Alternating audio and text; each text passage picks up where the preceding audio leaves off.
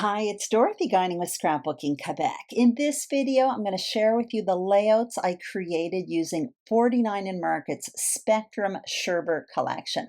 I don't do summer layout shares, but I thought I would pop on with a bit of bonus content because this collection was so popular. I created 12 pages or 6 double page spreads, and I started with 4 paper packs for a total of 32 papers and 5 embellishment packs. So I have 6 papers left along with some scraps, and I have tons of embellishments. And I'm going to talk a bit more about that at the end of this video. Now, before starting, there are a few things I'd like to mention. There are process videos for a few of these layouts, so they will be listed and linked below. Also, throughout the share, sometimes I'll put one layout on the table, then the coordinating page. These are double page spreads that started with a single page layout and then I stretched it. And at the end of the video, there will be still shots for each one of these layouts. Finally, I did cover up some of the photos. So without further ado, let's get started. The first page I'm going to show you, I did it on YouTube, so the link for that video is below. And this one is a scrap lift. I scrap lifted Betsy Lewitsky, and her page appeared in the Scrapbooking Cards Today Summer 2022 edition. I absolutely loved her page, and I had a lot of fun scrap lifting it. I did create a coordinating page. Here is the page 2, and this is a page 2 design that I often create to go with a more fancier page. So basically all I did was fill up the page with photos. I used the same paper, basically the leftovers from the original page. And if you look at the embellishment clusters across the 2 pages, where I placed the embellishment cluster on the page 2 was strategically placed to create a visual triangle across the 2 pages. And it's something I frequently do when I create a page 2 design and stretch a single page into a double page spread. So here is another page I did, and I did this one on YouTube as well. I did it for the July 1st Canada Day YouTube hop. So obviously I used the Spectrum Sherbet collection, but I also incorporated stamps and dies from Tim Holtz. So if you look behind the photos, you can see that there is a stamped photo mat here in trees. So I explain all of that in the video. And underneath there is a die cut tree line, and again that was done with dies from Tim Holtz. Once again, I did create a page 2 design to go with it, and you may notice it looks very similar to the one I just showed you a moment ago. Basically, I have a row of horizontal photos and a row of vertical photos. Now on this one here, I did create a little photo flap, so I incorporated 2 extra photos. And here what I did was I simply replace the photo here and added a title and some journaling. Now the page I'm about to show you right now is a double page spread that I created at the same time. So basically what I did for this one is I created 2 borders. So the one on the right here is a lot wider than the one on the left. And to create the border, I took a paper and I cut out a jumbo circle. Now I cut that circle in 2, one side wider than the other. And underneath I layered up some straight lined papers, and that created 2 nice borders. Then all I did was bounce my photos up and down across the 2 pages, and I did incorporate my journaling.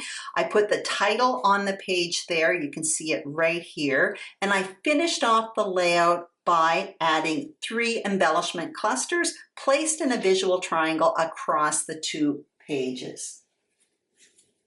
Now I'm going to show you another double page spread that I created, 2 pages at the same time, and it is the very same page design I just showed you. You can see I have that wide border here with the jumbo circle, another border here with a more narrow circle. Now the placement of the photos on this page is very different, so the layouts look completely different, but the bones of the layout is identical.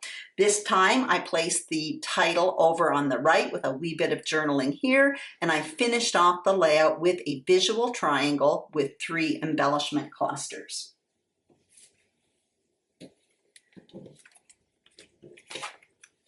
This next layout was inspired by Becky Adams and her travel toolkit class. That is from the Scrapbook and Cards Today magazine classes.